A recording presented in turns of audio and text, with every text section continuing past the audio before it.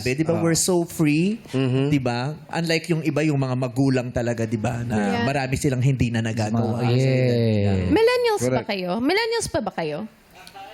Nasa borderline ako ng millennial tsaka Gen Z. Oh, Gen X. Balik. Gen X. Wow! Wow! Gen Z! Yung tropa mo, Okay, tropa. Gen Senior citizen, okay? Yung tropa mo, Gen Z.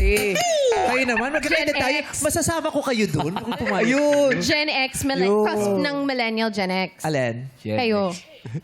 Ano ang problema mo Hindi, sa akin? tinatanong ko lang. Because they're saying nga, may thing now, diba, na millennials don't look their age.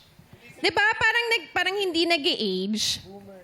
Rumor ba yun? Boomer daw kayo sabi ni Darren, no? Boomer daw kayo. Grabe naman. Sabi ni Darren. Grabe na rin, ha?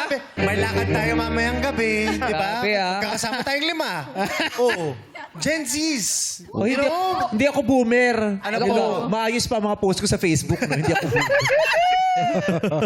Yung mga boomers or ano. Parang may sinasabi silang ganun. I think mga Gen X din, di ba? Ano yung masashare ninyo sa kanya, sa kanilang dalawa? Sa kanilang tatlo na nasa mid-20s, early 20s, di ba? Ano yung mga nangyari sa atin At 21? na ang saya sa ganung era? Yeah.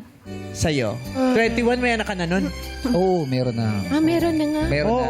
Maaga ako naging ama eh. Pero ang Ano sarap... oras? Mga 2:30. Hindi, maaga pero hindi ko pinagsisihan kasi nabuhay ko sila ng maayos. Nabigyan ko sila ng magandang kinabukasan, napag-graduate ko sila. Yeah. Hindi sila nalulong sa masamang bisyo, di ba? Swerte ko doon sa mga anak ko na lumaki din sila mga mabuting mga bata. Ako, for me, yung ganyang age, that's the best time to party and enjoy. Yes! Yun na yung sasabihin ko. To express, to be free and explore. Yes. Correct. Dun, yun talaga, explore everything. Parang, alam kong, syempre, iba naman ang panahon ngayon, but like, it may be hard, pero huwag kayong matakot to try new things, to discover, to have fun, make a checklist of your dreams, tapos, di ba, gawin nyo. Kasi marami Correct. ganyang Kaya age. eh. Maraming ganyang age kasi parang takot lumabas. Nasa kwarto lang nagkukulong, nagko-computer, kung ano man.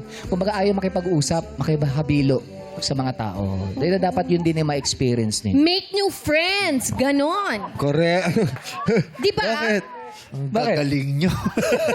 Hindi, yun yung mga na-experience natin na sarap i-share sa kanila, di ba? Correct. Ayan. Hindi kasi ngayon, yung generation nila, kaya marami sa kanila, hindi ko nila lahat, marami sa kanila takot mag-explore because takot ma-judge. Yun. Because nowadays, people easily judge. Yeah. Di ba? Madali kayong mabash, di ba? Correct. Dahil sa sakit at takot nyong mabash, natatakot ng sumubok. Ang Correct. Correct. Huwag kayong matakot. Sumubok at sumubok lang kayo. Yes. At okay lang magkamali. Maraming Correct. tao na binibilangan ang pagkakamali natin. Naku, nakailan na yan. Sa buhay, wala namang limit talaga ang pagkakamali. Yeah, Di we're ba? only human. Hanggang mamatay ka, kailangan mong mag-try. Yes. Di ba? Yeah. Kung tama yung suntok, di congrats. Kung mali, Correct. bangon ulit. Doon ka matututo sa buhay, sa pagkakamali natin, di ba? Perfection will never be achieved. Yeah. And perfection is boring. Yeah. Correct. Tama yun. Correct. Enjoy every moment. Yeah. Kasi yesterday is history. Tomorrow is mystery. Today is a gift. So enjoy every moment.